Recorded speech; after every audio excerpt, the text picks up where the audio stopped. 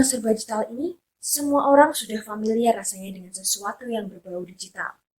Misalnya saja nih, teman-teman sebagai seorang mahasiswa, pernah nggak sih teman-teman itu menghitung berapa waktu yang teman-teman habiskan untuk sekedar scroll Instagram, scroll TikTok, atau misalnya scroll Twitter nih teman-teman.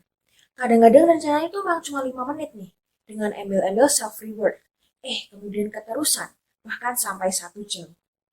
Hal ini pula lah yang kemudian dimanfaatkan oleh perusahaan-perusahaan untuk mengkomunikasikan produk mereka kepada konsumen, dan akibat dari kebiasaan inilah perusahaan yang semula mengkomunikasikan produk mereka melalui media cetak atau media suara sekarang berkembang menggunakan tools-tools digital, tak terkecuali aplikasi TikTok.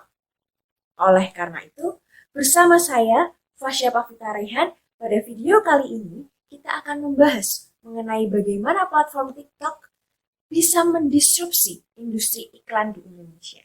Oke, mari kita tonton. Nah, sebelum itu kita akan bahas dulu nih tentang gimana sih perkembangan iklan di Indonesia. Mulai dari iklan melalui brosur, iklan melalui TV, dan yang terakhir iklan melalui media sosial.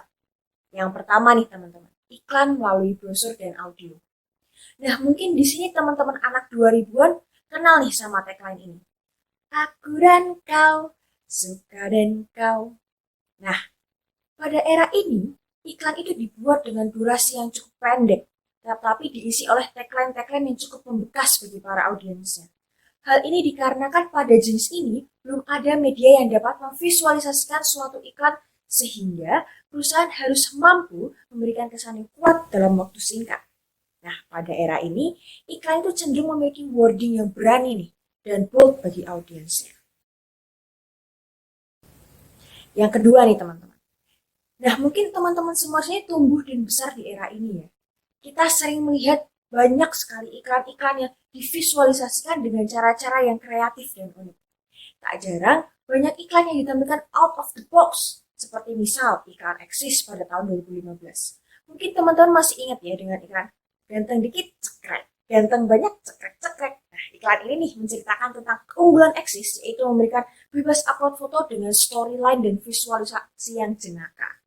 Nah, pada era ini, iklan ini cenderung lebih kreatif dan terkadang diselingi oleh jalan cerita yang membuat penontonnya penasaran nih teman-teman. Nah, phase yang ketiga nih, yaitu media sosial. Nah, inilah yang mau kita bahas mengenai bagaimana iklan melalui media sosial, terutama TikTok, platform video musik yang dapat menciptakan sebuah hype yang memberikan momentum pada suatu produk.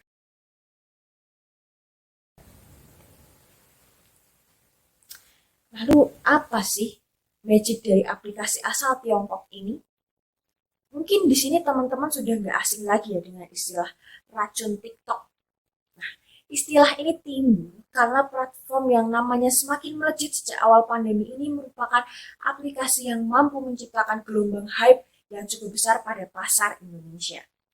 Contohnya saja pada saat Kenzler mengeluarkan produk sosisnya, atau Cimori nih yang mengeluarkan produk yogurt squeeze-nya. Atau mungkin baru-baru ini saat Richeese Factory mengeluarkan produk Flying Fire Chicken-nya. Hanya bermodalkan satu influencer saja dan satu konten viral, kemudian boom, suatu produk meledak di pasaran. Hal ini sebenarnya cukup mengagumkan, sekaligus membuat saya miris. Karena keinstanan akibat adanya TikTok merusak estetika dan seni sebuah produk dalam berkomunikasi pada konsumennya. Karena dari awal yang keberhasilan komunikasi sebuah produk didasari pada kreativitas perusahaan dalam mengemas produknya, sekarang beralih menjadi bagaimana perusahaan menemukan influencer yang memiliki banyak pengikut dan mereka akan mendapatkan keuntungan secara instan.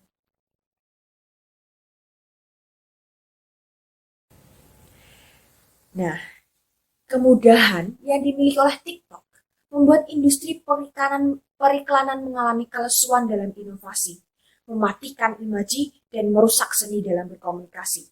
Audiens selalu dihadapkan pada iklan dengan formula yang sama, yang itu-itu saja, dan terkesan tidak memiliki ruh dalam menceritakan suatu produk. Para kreator iklan harus segera sadar dengan adanya stagnansi ini, sehingga dapat muncul lagi nih iklan-iklan yang memiliki inovasi yang tinggi, sehingga imaji dalam membangun sebuah brand tidak mati sampai di sini. Saya Fasya Pavita Rehan, sekian dan terima kasih.